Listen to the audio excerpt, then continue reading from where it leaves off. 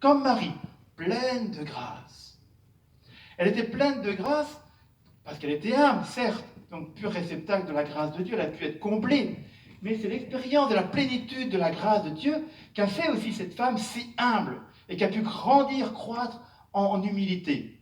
Marie, depuis le début jusqu'à la fin, est sainte. Marie, du début à la fin, elle est humble. Marie, du début à la fin, elle est pauvre. Et ça empêche qu'à la fin de sa vie, elle était plus simple, plus humble et plus pauvre qu'au début de sa vie. Il y a une croissance dans la pauvreté, l'humilité, la sainteté, parce qu'il y a une croissance dans la charité en Marie tout au long de sa vie, parce que ce qui fait la croissance, c'est le temps. Donc le temps que Marie a vécu, elle a grandi en répétant tous ses oui, jour après jour. Et elle a pu vivre cette croissance parce qu'elle a été débordée par cette plénitude de Dieu. Le Seigneur fait pour moi des merveilles, saint est son nom.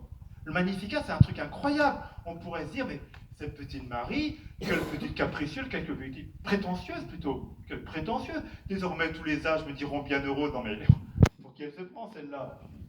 Mais elle pouvait le dire avec une simplicité, parce que dès qu'elle se voyait, Marie reconnaissait l'œuvre de Dieu en elle. Ce que je vous disais au début, à la plénitude, la gloire, c'est Dieu qui est venu combler le cœur de Marie. Donc Marie est pleine de cette gloire de Dieu. Donc quand elle voit Dieu. Le Seigneur fait pour moi des merveilles, saint est son nom. Et elle renvoie tout de suite à Dieu. Donc l'humilité, la pauvreté, se dire, oh, je suis toute petite, je suis pauvre, je suis ignorant, je ne sais rien, j'ai qu'une C8, pas une C10, je sais pas quoi. Bon, c'est pas ça la pauvreté, vous comprenez bien. Hein, mais c'est d'avoir expérimenté la gloire de Dieu, la sainteté de Dieu, la grandeur de Dieu, la beauté de Dieu. Et du coup, comme la petite Catherine de Sienne, expérimenter qu'on n'est rien du tout, quoi. Et qu'on reçoit tout de Dieu. Donc tous les mystiques, tous les saints sont les vrais pauvres. Parce qu'ils ont approché Dieu, ils ont approché la gloire de Dieu, ils ont approché la richesse de Dieu, la richesse du Christ.